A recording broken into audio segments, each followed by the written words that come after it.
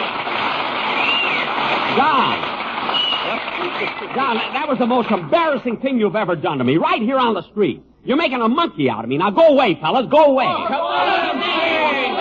Listen, the people are hollering. They're not going to sing anymore. Oh, yes, they are. Don, stop looking. Don, the people are throwing money. Boys, it's embarrassing. Look, the people are throwing money. Wait a minute. Fellas, wait a minute. Wait a minute!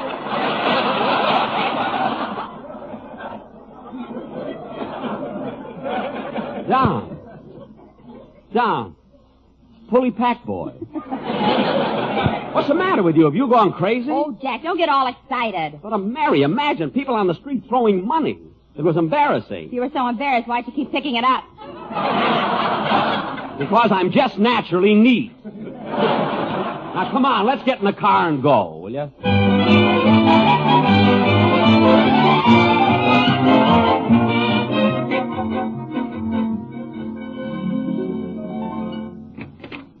Hello, Rochester. Well, hello, boss. What took you so long? Oh, I stopped in the drugstore and I had some ice cream. You must have had a lot. It's coming out on top. Oh, darn it, I thought he wiped that off. Rochester, did you hear my program today? Oh, yes, I listened to it with some friends of mine. What do they think of it? Well, we thought it had some nice moments. Uh-huh. but it definitely wasn't the best years of our life. Oh, well, I don't care what you and your friends think. That program will cause lots of comment. You should have heard some of them. Never mind. By the way, boss, a couple of telegrams came for you. Thanks. Read them to me, Rochester. This one's from Fred Allen. Fred Allen? What does it say? It says, congratulations on your birthday next Friday. Heard your program tonight and thought it was very bad. Hope you have many more.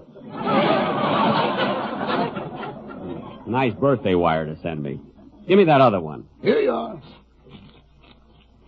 Rochester, listen to this. Congratulations, Jack Benny, on your forthcoming birthday. On my special news broadcast at 6:55 tonight, I'm going to pay you a great tribute. Be sure and listen. Signed H.V. Kaltenborn. Rochester, we got to listen to that. Yes, sir. I'm going to call my whole gang and tell them about it.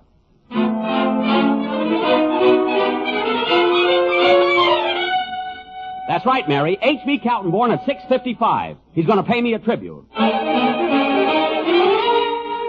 I'm not kidding, Phil. At 6:55, listen to H.V. Kaltenborn.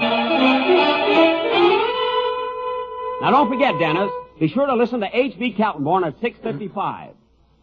I can what? Oh, your mother said that. Well, anyway, don't forget to listen. Yes, Don, I know it's true. He sent me a wire. Kaltenborn's going to give me a big tribute, 6:55. Goodbye. I know it sounds impossible, but it's true. Be sure to listen at 6:55. Rochester, who are you talking to? I don't know. I'm just calling numbers at random. Good. My goodness, look what time it is. Hey, Kaltenborn must be on now. Turn on the radio. Okay. However, more concessions were exchanged by the United States and Russia in the privacy of United Nations conference room. That's him. That's Kaltenborn. It was announced in London that the King and Queen of England were having a very pleasant ocean voyage on their way to South Africa. The light gale marred their trip temporarily, but once again they're sailing on calm seas.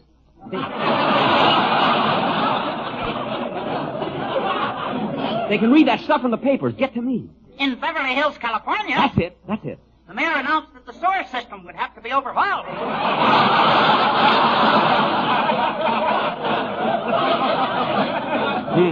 It seems that the pipes are inadequate to carry off the rains that pour in from nearby states. As you know, California has an ordinance against rain.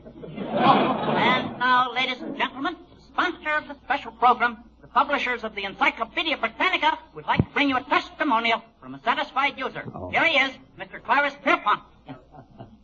I've been reading the Encyclopedia Britannica continuously now for 2 years.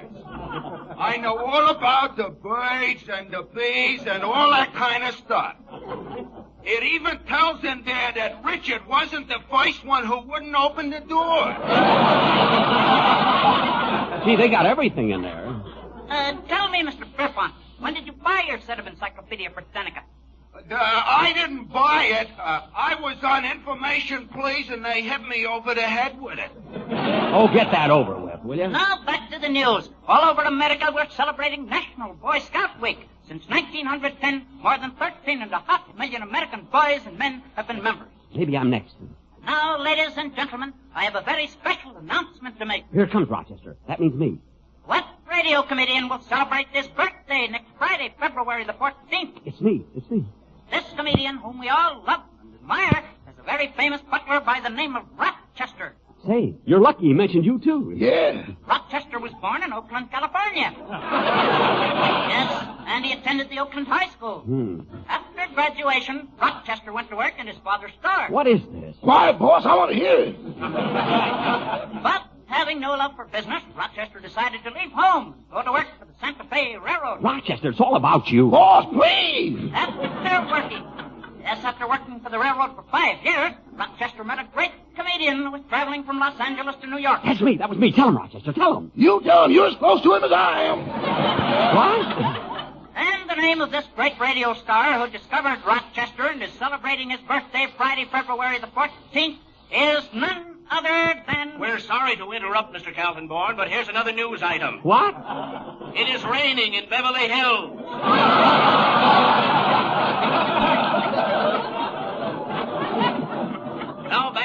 Kaltenborn. And that concludes my special broadcast for this evening. Good night. Turn that off!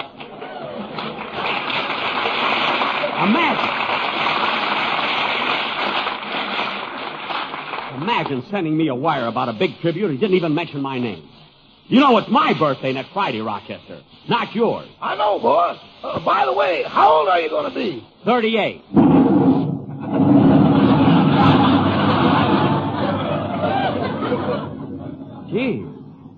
Gee, that angel wasn't kidding. What'd you say, boss? Nothing. I'm going to bed. Good night. Good night.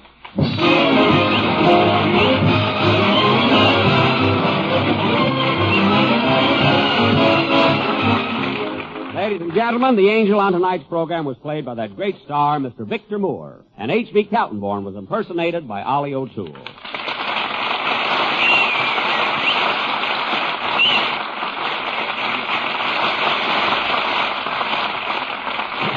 Ladies and gentlemen, during the last war, the chief hope of our enemies was to divide the United States along racial and religious lines and thereby conquer us. Let's not spread prejudice.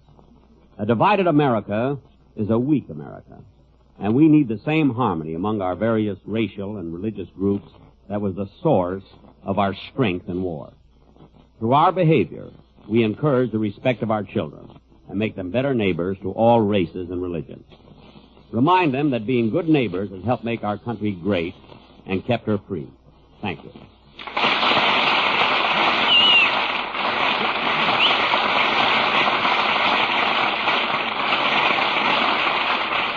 Well, Jack will be back in just a minute. But first, here is my good friend, Basil Rysdale. As you listen to the chant of the tobacco auctioneer, remember LSMFT.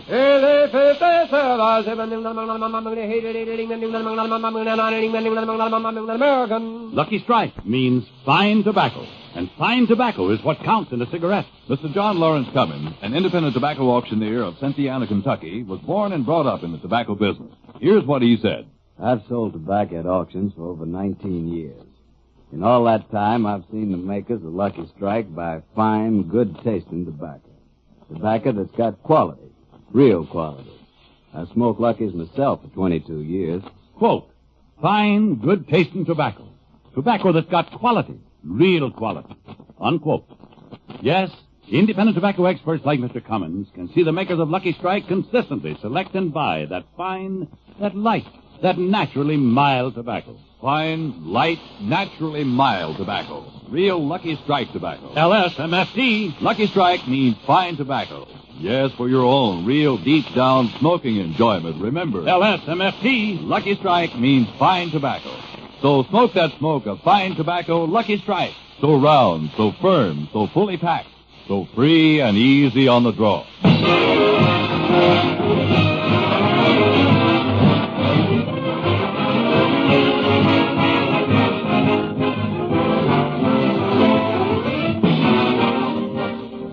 Ladies and gentlemen, I hope you all tune in next week, as I'm going to have a birthday party and invite one of the world's greatest violinists, Mr. Isaac Stern. And I will also invite Mr. and Mrs. Ronald Coleman. I hope you'll all... Ladies and gentlemen, the rain in Beverly Hills has now turned to orange juice. Gee, I wish my swimming pool was empty. Good night, folks.